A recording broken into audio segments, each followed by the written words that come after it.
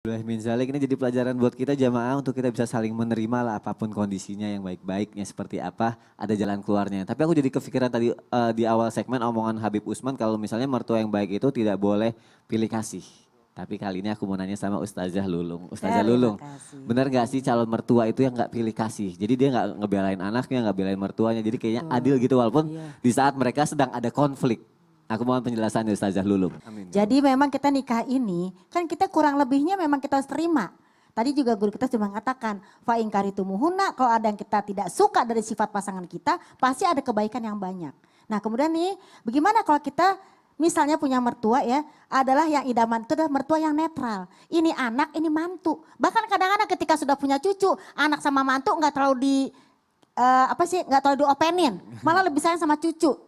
Nah, bagaimanakah ciri-ciri seorang mertua yang memang netral? Ini bagus banget. Karena apa? Di sini anak, di sini mantu. Karena kalau kita marah-marah sama mantu, kesian anak kita. Kalau kita terlalu marah juga sama anak, kesian mantu kita. Nah, kalau kita marah sama mantu, ya kan, anak kita merasa terbela, jadinya nanti kurang ajar misalnya ngelunjak. Nah, sebagai seorang mertua tetap kita kembali kepada Al-Quran dan hadis lagi. Bahwasanya lihat contoh para yang namanya sahabiah, istri-istri Rasulullah, bagaimana memiliki yang namanya mertua seorang Rasulullah. Walaupun kita ya jauh lah ya dari Rasulullah, jauh banget kita ya. Karena Rasulullah marahnya cuma sedikit, kalau kita dikit-dikit marah, ya kan.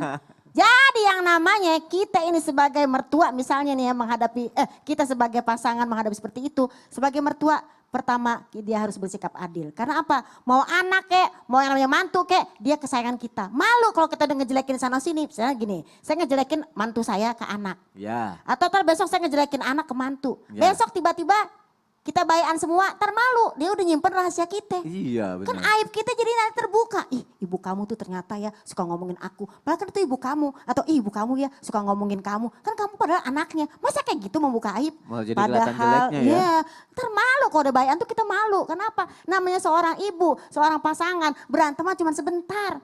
Ya. Udah bayan lagi. Tahu nggak Kak Sony? Enggak. Seorang ibu itu marah atau sayang itu istilahnya. Kalau marah itu ibarat kayak kuku. Ah, gimana? Marah kayak kuku. Tadi potong kukunya, hilang marahnya. Oh. Cepat. Itulah, marilah kita sama-sama ya. Semuanya aja nih ya. Saya juga ya belajar pengen menjadi mertua. Ya sebentar lagi Amin, ya ya. Allah, Doain dong amin, Bib, doain amin. Bib ya. Lah, Mudah-mudahan Masya ya kita bisa membangun keluarga sakinah mawaddah warahmah. Jadi sakinah gak cuma buat anak sama mantu kita juga harus sakinah. Jangan sampai ketika terjadi apa-apa kita malah nyuruh yang macam-macam kepada anak kita. Lepaskanlah ikatanmu dengan dia biar kamu senang bila berat